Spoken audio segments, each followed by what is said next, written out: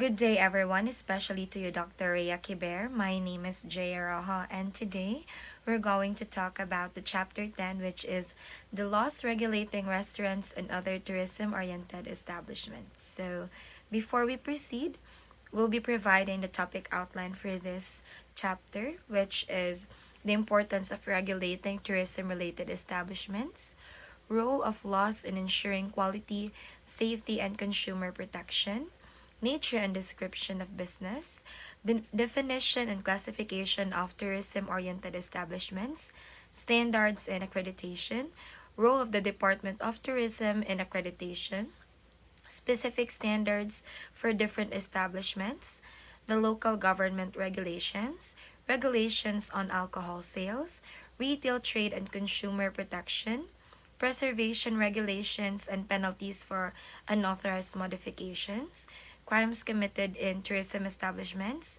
regulations on catering businesses, different types of catering services, and lastly, accreditation and industry standards.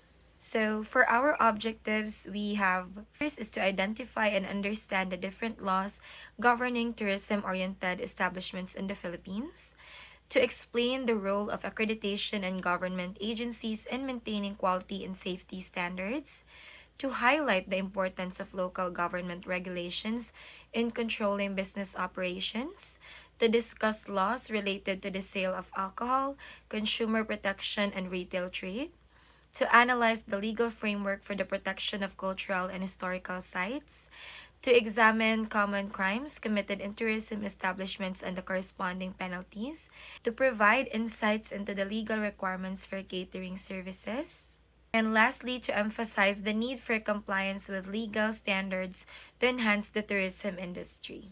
So that would be for our topic outline, which we'll be expecting to be discussed in the following minutes, and also the objectives in which that is our goal as to what we need to learn or what we will be learning in this topic. So for this one, for a short background, food and entertainment go together, right? So the restaurant business is a little bit complex and stringent because it directly affects customers' health and well-being. So the Philippines has been known to be a country rich in arts and culture. That is why that the arts and letters remains under the patronage of the state, which must be concerned in the protection and enrichment of our culture. So in this chapter, it deals with laws regulating restaurants and other tourism-related establishments that support our country's free artistic and intellectual expression, which eventually leads to the dynamic evolution of a Filipino national culture. We have the nature and description of businesses. So for restaurant, it is any establishment offering to the public refreshments or meals. So for bars and pubs, it may also be classified under this generic category under the restaurant. And we also do have department store, which is a store that sells or carries several lines of merchandise, and that is organized into a separate sections for the purpose of promotion, service, accounting, and control. We do have shops. It is a small retail establishment offering a line of goods and services. And we also do have sports and recreational clubs or center, which is any establishment offering sports and recreational facilities to tourists and to the general public. We do have also gyms, clubs, dance studios, theme parks, cinemas, theaters, and concert halls fall also under this category. Next is we do have a museum, which is an institutional establishment where a collection of valuable objects and artifacts in history and culture, arts and sciences are put on exhibition for the general public. We also have karaoke bar, which is any establishment offering karaoke and video key facilities to the tourists and to the general public. And gallery also is any establishment that has formal space for exhibition of paintings, sculptures, prints, photographs, potteries, and mixed media works. And we also do have tertiary hospital for medical tourism, which is an institution that provides clinical care and management as well as specialized and subspecialized forms of treatments, surgical procedures, and intensive care. And we also do have called medical tourism, which involves traveling for the purpose of availing healthcare services or treatments of illnesses and health problems in order to maintain one's health and well-being. And lastly, we do have the spa, which is an establishment that has a holistic approach to health and wellness, rest and relaxation that aims to treat the body, mind, and spirit by integrating a range of professionally administered health, wellness, fitness, and beauty, water treatment, and services. So, next, for our next slide, we do have is the standards. So, the discussion of the law emphasizes that the accreditation requirements for tourism-related establishments, particularly restaurants under the Department of Tourism.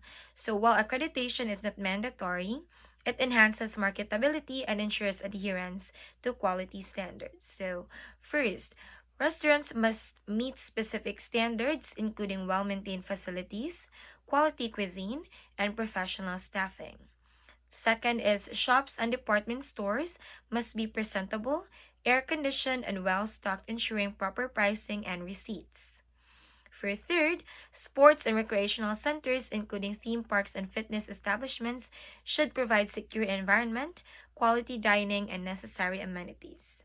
And also, museums must meet national accreditation standards, offering well-maintained facilities and securities. And also, karaoke bars require a pleasant atmosphere, quality furnishings, and entertainment facilities. And galleries must ensure the authenticity of exhibited artworks and proper maintenance. The gallery should be a member of the National Commission on Culture and Arts, or NCCA, Committee on Independent Art Galleries, or CIAG. So next is the tertiary hospitals catering to medical tourism should provide high-quality patient services, modern facilities, and well-trained staff. Under this is it should have a good location. It must be accessible and centrally located. Bedrooms must have adequately equipped suite and private rooms with 24-hour service of hot and cold running water, showers and bathroom essentials, IDD and DDD lines, television, hot and cold drinking water, refrigerator, and 24-hour room service. And also front office or reception or lounge, porter service, foreign exchange counters, overseas call facilities, reception amenities, and business centers. It also needs to have housekeeping, which is high quality and spotlessly clean linen, towels, blankets, laundry, and dry cleaning services. And also the food and beverage must have well-equipped, well-maintained, and well-furnished restaurant. Standard includes room service staff and kitchen staff. And the engineering and maintenance includes ventilation, lighting, emergency power, waste disposal, and management. Also, it should have general facilities with elevator for the exclusive use of patients and service purposes of the hospital, parking or valet service, shops, 24-hour security service, transportation service, computerized billing system, public washrooms, and waiting lounge. Also, lastly, staff professionally qualified, courteous, smart, efficient, and trained staff wearing smart and clean uniforms. So, it should also have interpreters of Nihongo, Mandarin, Korean, Cantonese, and etc. And it must be available upon request. So example of tertiary hospitals for medical tourism are Medical City, Makati Medical Center, and St. Luke's Medical Center. Also, we do have spas that are categorized based on their services, ensuring professional administration of treatments. So we do have the day spa, which is a spa offering a variety of professionally administered spa services to clients on a day-use basis, including hair and beauty salons and wellness clinics that shall offer at least one water treatment. We also do have destination or resort spa, which is a spa that has for its sole purpose to provide clients with lifestyle improvement and health enhancement through professionally administered spa services, physical fitness, education programming, and on-site accommodations where spa cuisine or healthy food is offered. We do have a cruise spa, which is a spa abroad on a cruise ship that provides professionally administered spa services, fitness and wellness components, and spa cuisine menu choices. And also we do have club spa, which is a facility whose primary purpose is a fitness, offering a variety of professionally administered spa services on a day-use basis to both club members and non-members. Next, under the spa, we also have a wellness center which provides services and environment wherein the interconnectedness of diet, lifestyle, exercise, relaxation, and rejuvenation must exist in order to bring about the balance. We also have Rehabilitation Center, which primarily focuses on rehabilitation therapy for various accident or health-induced incapacity like strokes and heart problems, incorporating mainstream and alternative modalities in order to bring the patients to its maximum level of well-being. And lastly, the hospital spa, which is a hospital facility with a spa wherein it integrates mainstream medicine and other alternative approach to promote healing and balance of mind, body, and soul. So for that, the spa should provide the following services in addition to other spa-related amenities which it may offer. First is massages. It should have Swedish, shiatsu, reflexology, or tuina, or Thai and aromatherapy or Filipino healing modalities, or other acceptable massage treatments. Next is we have steam sauna or water baths. This should be maintained in a level of temperature which should not cause adverse reactions to user. Safety signage shall be provided to include information on allowable maximum temperature, duration of stay, and guided operating temperature regulator. And lastly, spa treatments, which one or more of the following body packs and wraps: exfoliation, body toning, contouring, waxing, hand, foot, or face care, and hair care.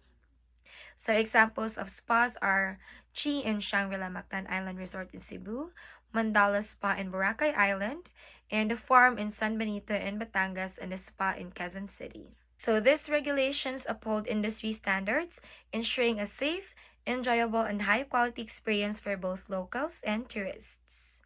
So next is we do have the Philippine Gaming and Amusement Corporation, which is also known as PAGCOR, which is a government-owned and controlled corporation and was established to regulate all games of chance in the Philippines. So it was established in 1976, created by then President Marcos to oversee the operation of gaming casinos, to generate funds for the government's developmental projects, and to help curb illegal gambling. Next is we do have the laws regulating caterers. So what is a caterer? A caterer is defined as a person, firm, or association providing food and supplies, and sometimes services for parties, weddings, and other social functions. A caterer is defined as a provider of food and provisions. And there are two kinds of catering services. We do have the on-premise catering and the off-premise catering. So for on-premise, in this type of catering, the caterer has his own banquet hall with an attached kitchen or production area. For off-premise, this type of catering, the caterer brings the complete service to the customers. It is a kind of banquet operation that takes place in a venue chosen by a client or in an airline, boat, industrial site, and in other places. So this banquet service caters to various types of functions such as wedding, social events like parties, debut, anniversaries, and the like, seminars, trade exhibits, and other events. So business entities engaged in the catering businesses organized as a single proprietorship or partnership of a corporation. So there are no any standard requirements for the accreditation of caterers by the Department of Tourism except when putting up a restaurant. Caterers are subject to the value-added tax. So we do have an organization or association for caterers, and that is called the Food Caterers Association of the Philippines, or FCAP. The Food Caterers Association of the Philippines is a group of catering companies with the need to professionalize the industry and serve the needs of the Philippine catering industry. So this association has managed to attract a diverse network of renowned allied members who represent the food manufacturing, food distribution, audio systems, floral, photo, and wedding planning industries. So membership in FCAP has the following benefits: the opportunity to network with the best minds in the catering industry, and also expansion of the catering, in which businesses, by showcasing itself to several prestigious events, to learn through interchange of ideas and educational programs, to keep abreast of the latest trends in order to keep business operations at optimum speed and to uplift the standards of food service to greater heights by growing with FCAP as it moves towards the dream of professionalizing the Philippine catering industry. So the following are the requirements to become a member of FCAP. For regular members or caterers, restaurateurs, and the like, it should have SEC or DTI registration, company profile, mayor's permit or certificate of business registration, pictures of different setups, sample of brochure and business card, one or more office visitations coming from the board of directors of FCAP, and lastly, a one-time application fee of 3,000 pesos plus another 2,000 pesos as the first annual fee, which gives a total of 5,000 pesos, with the annual renewal of 2,000 pesos. So for allied members like the suppliers, it should have SEC or DTI registrations, company profile, mayor's permit or certificate of business registration, sample of brochure and business card, and one-time application fee of 5,000, 10,000, and 20,000 depending on the capitalization. So example of caterers are Tamayos Catering, Makati Skyline, Via Mare, and Juan Carlo.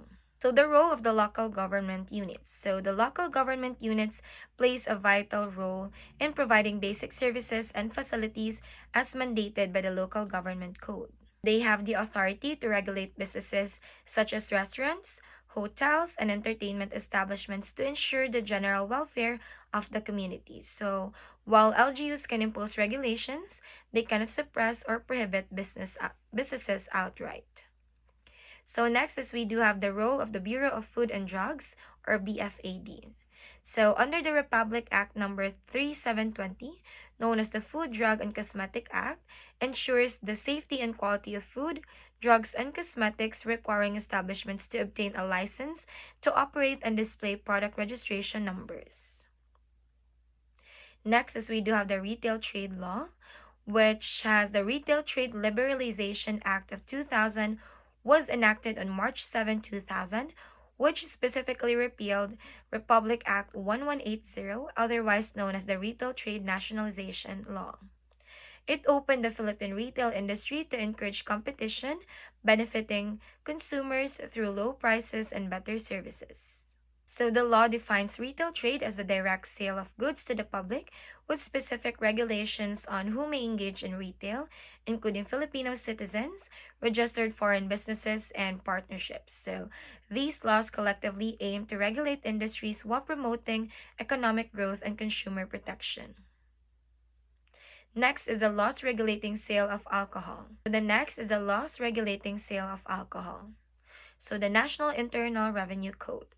So the National Internal Revenue Code of 1997, as amended by the Republic Act number 9334 on December 21, 2004, has imposed excise taxes on the purchase of alcohol. So the excise tax rates shall be based on the classification of alcohol content as provided under the law.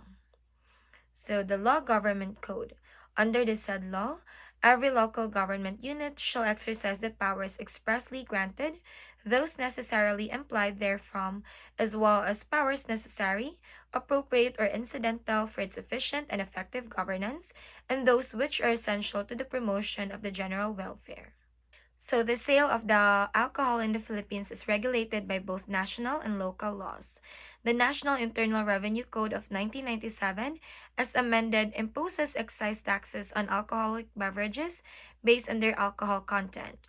Meanwhile, the Local Government Code grants local government units the power to regulate alcohol sales to maintain public health, safety, and order. So next is we do have the laws regulating churches, monuments, national shrines, landmarks, and other important historic edifices. By the virtue of Presidential Decree numbers 260 on August 1, 1973, the following has been declared as national shrines, monuments, and landmarks. First is we do have the Santa Ana Site Museum in Manila, the Roman Catholic churches of Paway and Bacara in Ilocos Norte, the San Agustin Church and liturgical objects therein in Intramuros, Manila, and the Fourth Pillar in Zamboanga City. Also, we do have the petroglyphs of the Rex Shelter in Angono, Rizal, the petroglyphs of Ala Bontoc, the stone agricultural calendars of Dapay Giday and Besao Bondoc, and the mummy caves of Kabayan Benguet, Sagada, and Ala Bontoc, the Ifugao rice terraces of Banawi as national cultural treasures, the Barasawin Church in Malolos, Bulacan, Tirad Pass in Cervantes, Ilocos Sur, the Miagao Church in Miagao, Iloilo, the site of the Battle of Mactan on Mactan Island, Cebu, the San Sebastian Church in Quiapo, Manila, and the Church and Convent of Santo Niño City in Cebu. So any modifications to these sites require prior approval from the National Historical Institute, and donations to the National Museum and National Historical Institute archives are tax exempt and deductible from the donor's taxable income. So next is we do have the crimes committed inside restaurants and other tourism-related establishments. So commission of the following in restaurants and other tourism-related establishments constitute a crime which is punishable by imprisonment and a fine. That is why caution and diligence should be observed by owners or operators of these tourism-related establishments in protecting their respective properties. First, we do have the vandalism or malicious mischief. It is a crime usually committed by customers, visitors, or bypassers in recreational centers, museums, galleries, cinemas, theaters, churches, cultural landmarks, and other related tourism sites. The law classifies malicious mischief as a deliberate act of causing damage to another person's property. Special cases include destruction of national archives, museums, libraries, statues, public monuments, and paintings, which carry specific penalties. So this crime is very common in recreational centers and such. So security measures must be strictly enforced to prevent such incidents. And malicious mischief is not just about causing damage, but is often driven by hatred, revenge, or sheer pleasure in destruction. So next crime is poisoning. It is the act of administering harmful substances or beverages that cause injury, illness, or death. So poisoning is classified under the different degrees of physical injuries. First is the serious injuries under Article 264, which occurs when a person administers harmful substances or beverages without intent to kill but causes significant harm. Second is the less serious injuries under the Article 265, which results in incapacitation or the need for medical attention for at least 10 days. And lastly, the slight injuries under the Article 266, which involves minor harm, punishable by imprisonment or arresto minor or a fine.